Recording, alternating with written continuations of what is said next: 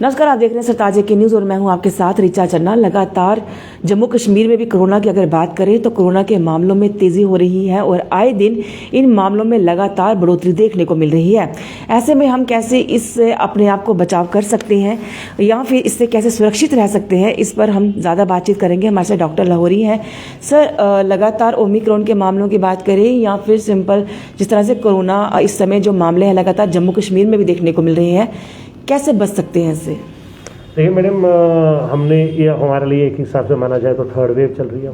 हमारे पास already 2 waves हो चुकी हैं, तो हम लोग काफ़ी, मेरे ख्याल में हम लोग इसमें काफ़ी अब जागरूक हो चुके हैं कि हम लोगों का बचाव कैसे होना चाहिए कोविड के टाइम में। इसके मूल मंत्र हैं और वो मूल मंत्र चाहे पहला कोविड था, दूसरा कोविड था या तीसरा कोविड है, तो हमारे पर वो मूल मंत्र आज भी हैं। एक सोशल डिस्टेंसिंग जो है, सोशल डिस्टेंसिंग बहुत इंपॉर्टेंट है, वो हमें रखना है, जिसको हम फिजिकल डिस्टेंसिंग कहते हैं। इनफैक्ट फिजिकल डिस्टेंसिंग जो मैं वर्ड करूँ, फिजिकल डिस्टेंसिंग बहुत इंपॉर्टेंट है। मास्क को पहने ही रखना, जब भी आप किसी के मतलब घर से बाहर जाते हैं आपको मास्क पहन के रखनी चाहिए। इवन अगर आप घर में भी, अगर आपको लगता है कि आपकी तबीयत ठीक नहीं है तो आपको मास्क लगा के अपने आप को टोटली आइसोलेट करना चाहिए फैमिली मेम्बर से। ये 2, और बार बार सैनिटाइजर का यूज़ करना, वही 3 चीज़ें हैं जो मूल मंत्र हैं जो आपको बचा सकते हैं। क्राउडेड प्लेसेस पे नहीं जाना चाहिए, गैदरिंग्स में समय नहीं जाना चाहिए, ऑफ द वे रहना चाहिए इन सब चीज़ों से, तभी वो आपको बचा पाएंगे। सर, आपको लगता है जिस तरह से सेकेंड वेव जब हुई थी तो बड़ा अफरा तफरी का माहौल देखने को मिला था, चाहे हॉस्पिटल की बात करें या फिर लोगों की अगर बात करें, तो उसके बाद जिस तरह से जब केसेस कम हुए तो लोगों ने एक राहत ली कि अब शायद कोरोना, अब तीसरी वेव शायद नहीं आए। लेकिन जिस तरह से लापरवाही बीच में देखने को मिली थी, लोगों ने मास्क पहनना छोड़ दिया, डिस्टेंसिंग की तो बात ही नहीं रही, तो क्या उसका भी खामियाजा लगता है कि एक बार फिर से अभी इस तरह से लगातार मामलों में बढ़ोतरी हो रही है? बिल्कुल, देखिए हर बार जो है सरकार की तरफ से निर्देश आए थे और बार बार उन्होंने चेतावनी भी दी थी कि आप जितना हो सकता है फिजिकल डिस्टेंसिंग रखें, गैदरिंग्स में मत जाएं। लोगों ने उन सब चीज़ों की जो है अवमानना की और वो उस चीज़ का भी खामियाजा हम आज भुगत रहे हैं, उसमें कोई शक की बात नहीं है।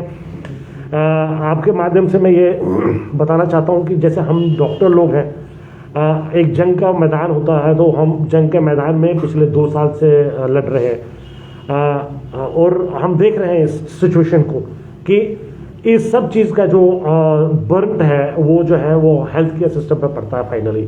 और आज के दिन में भी हेल्थ केयर सिस्टम पर बर्न पड़ रहा है इन सब चीज़ों का। उस चीज़ का खामियाजा लोगों की वजह से है, पूरे सोसाइटी को, पूरे समाज को, और इन सब चीज़ों को उठाना पड़ता है। इस समय अगर हम देखें तो मौसम के हिसाब से भी लगातार वायरल देखने को मिल रहा है, लोगों को मतलब बुखार वगैरह, फीवर ऐसे भी चल रहे हैं। तो ऐसे में कैसे हम ये पहचानें कि हमें कोरोना के सिम्टम है या सिंपली हमें एक फीवर है, मतलब नॉर्मली अगर हमें फीवर है या वायरल है या सिम्टम है तो हम टेस्ट करवा लें? ऐसे कैसे अपने आप में हम ये दोनों को डिफ्रेंशिएट करें? कि देखिए ऐसा है मैडम कि एक गोल्डन रूल है जिसको हम कहते हैं, अगर आपको फीवर है, आपका गला खराब है या आपको खांसी जैसे सिम्टम्स आ रहे हैं, तो फर्स्ट और फॉरमोस्ट थिंग है that this can be Covid if proven otherwise. मतलब कि अगर ये प्रूव नहीं होता है तो अलग बात है, अदरवाइज हमें यही मान के चलना पड़ेगा कि ये कोविड है। तो उन सब सिचुएशनों को, क्योंकि अगर हम ये मान के चलें तो हमारा दृष्टिकोण जो है वो ज़्यादा बेटर होगा इस चीज़ को समझने में। तो सबसे पहले इंपॉर्टेंट चीज़ है कि आप जाके अपना टेस्ट करवा लीजिए। दूसरी इंपॉर्टेंट चीज़ है आप अपने आप को आइसोलेट कर लीजिए। जैसे ही सिम्टम्स आते हैं आप अपनी फैमिली से आइसोलेट कीजिए जब तक आप टेस्ट नहीं कराते हैं। टेस्ट की जो जितनी भी हमारे पास प्रक्रिया है वो बहुत इजी हो गई है और टेस्ट बहुत इजीली अवेलेबल है, तो उन सब चीज़ों का जितना फ़ायदा ले सकता है इंसान। और आइसोलेट करके जब तक आपका रिपोर्टिंग नहीं आती है तब तक आप अपने आप को आइसोलेटेड ही रखें। और उसके बाद जब आप रिकवरी फेज़ में भी होते हैं, आपका सपोज टेस्ट नेगेटिव भी आया हुआ है तो आप रिकवरी फेज में है, तो जितना हो सकता है गैदरिंग से दूर रहिए। सर, हॉस्पिटल की अगर बात करते हैं, हॉस्पिटल में किस तरह के इंतज़ाम है? और दूसरा, बहुत सारे लोग ऐसे भी होते हैं कि होम आइसोलेट कर लेते हैं अपने आप को, हॉस्पिटल का रुख नहीं करते ये सोचकर कि हॉस्पिटल में बहुत ज़्यादा अफरा तफरी का माहौल होता है, बहुत सारा क्राउड होता है, तो नहीं आते। तो ऐसे लोगों के लिए क्या कहना चाहेंगे? और दूसरा, हॉस्पिटल में क्या इतने सफिशेंट मतलब सुविधाएँ हैं कि लोग यहाँ पर आकर अपना इलाज करवा सकें? देखिए मैडम, जो आपका सवाल है कि हॉस्पिटल की सुविधाओं के बारे में, तो आपने देखी हैं कितनी अच्छी सुविधाएं हमारे पास हमेशा से रही हैं। फेज़ 2 में भी रही है, आपने देखा है जब सेकेंड वाला चल रहा था कोविड, उस समय भी JNK की पोजीशन काफ़ी स्ट्रांग थी। आज भी PJNK की पोजीशन काफ़ी स्ट्रांग है। हालांकि केसेस बढ़ रहे हैं। केसेस बढ़ने का मतलब यही है कि लोगों में इंटरेक्शन अभी भी काफ़ी हद तक चल रही है, मतलब 1-to-1 इंटरेक्शन है। और आपने देखा ये वायरस जो है बहुत जल्दी एक दूसरे को असर कर पाता है। जहाँ तक विरलेंस की बात है, हाँ थोड़ा सा विरलेंस जो है इस वायरस में कम है as compare to the delta, जो हमें भी देखने को मिल रहा है। सुविधाओं को लेके हम बिल्कुल स्पर्श हैं कि मतलब सुविधाएं काफ़ी हद तक बेटर है हमारे पास। जो आपने आइसोलेशन की बात की, तो होम आइसोलेशन, हाँ अगर होम आइसोलेशन, अगर आपको कोई बहुत सीरियस प्रॉब्लम नहीं है और अगर आप पॉजिटिव हैं, कोरोना पॉजिटिव हैं, कोविड पॉजिटिव हैं, आप होम आइसोलेट हो सकते हैं, बशर्ते कि आप वाकई में होम आइसोलेशन का जो आपको मतलब है वो सब चीज़ों का आपको पता है कि कैसे आइसोलेट होना।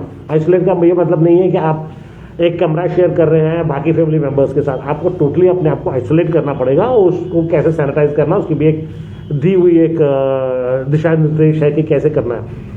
तो अगर आप में सिम्टम्स बहुत सीवियर नहीं है, अगर आपकी सैचुरेशन जो है वो काफ़ी हद तक नॉर्मल रह रही है, मैं कह रहूँगा कि 93 तक आपकी सैचुरेशन रह रही है, तो आप होम आइसोलेट कर सकते हैं।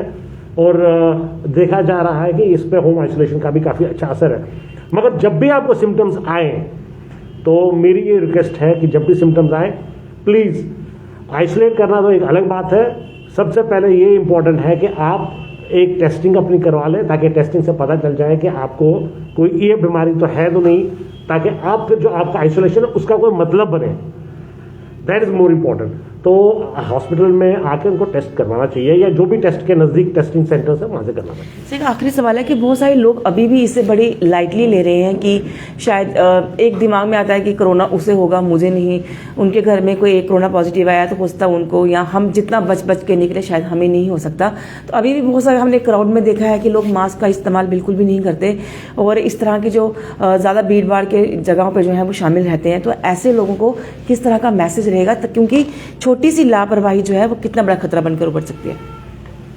मैम ऐसा है कि जो वाहन चलाता है he is always accident prune. जब घर से हम निकलते हैं तो हम घर में वापस जाने के लिए कितनी प्रोबेबिलिटी होती है ये भी आप समझ सकते हैं जब हम गाड़ी चला रहे हैं। वही सेम सिम्टम वही जो सेम चीज़ें हैं वो कोविड के साथ भी है कि अगर आप ये मान के चल रहे हैं कि आप घर से बाहर निकलते ही कोविड नहीं होंगे या घर में बैठे भी कोविड नहीं होंगे, तो आपका मेरे ख्याल में इस चीज़ का खामियाजा आज हम भुगत रहे हैं। मुझे नहीं होगा और उसको होगा, इस चीज़ का भी खामियाजा हम आज भुगत रहे हैं। जब सरकार की तरफ से बार बार दिशा निर्देश आ रहा था कि मास्क लगा के चलिए, मास्क आपके लिए इम्पोर्टेंट है, सैनिटाइज रखिए, सोशल डिस्टेंसिंग रखिए, तब भी आपने देखा कि कैसे लोगों ने उन सब चीज़ों की अवमानना की। और आज हम जो जितना भी खामियाजा भुगत रहे हैं वो सब अवमानना की वजह से ही हो रहा है, जो चीज़ की हमने धज्जियाँ उड़ाई हुई इस टाइम में। मैसेज बहुत क्लियर है मैम कि अगर हम ये सोच के चल रहे हैं कि हमें नहीं होगा तो हम बहुत गलत हैं इस चीज़ को लेके। अगर आप ये सोच रहे हैं कि बीमारी लाइट है तो तब भी आप गलत है, क्योंकि कौन सी बीमारी कितनी सीवियर होती है, कितनी लाइट होती है, इसका अलग अलग अपना अपना इम्यूनिटी पे डिपेंडेंस होती है। आपकी इम्यूनिटी किस तरीके की है, किस तरीके से आपकी बॉडी रिएक्ट कर रही है वापस एक पैथोजन के साथ जो आपके एनवायरनमेंट में आया हुआ है, ये अलग अलग सिस्टम में चल रहा है। तो मेरा एक ही उन सब के साथ रिक्वेस्ट होगी कि प्लीज़ एंड प्लीज़, बहुत हम लोगों ने झेल लिया है और बहुत खामियाजा भुगते हुए हैं। मेहरबानी करके मैं आप लोगों से फिर हाथ जोड़ के निवेदन करता हूँ और बहुत रिक्वेस्ट करता हूँ कि प्लीज़ मास्क पहन लीजिए, इसको इग्नोर मत कीजिए। ये आप ये सोचेंगे कि नहीं ये जो बीमारी है ये बहुत लाइट टाइप की बीमारी है, यह चीज़ है, इन सब चीज़ों की आप इन सब दृष्टिकोणों को छोड़ दीजिए प्लीज़। और प्लीज़ सोशल डिस्टेंसिंग जो है, फिजिकल डिस्टेंसिंग जो है, उसको मेंटेन करके रखिए। क्राउडेड प्लेसेस में मत जाइए, और अगर ज़रूरत नहीं है तो मैं ये कहूँगा कि घर से बाहर ना जाएं।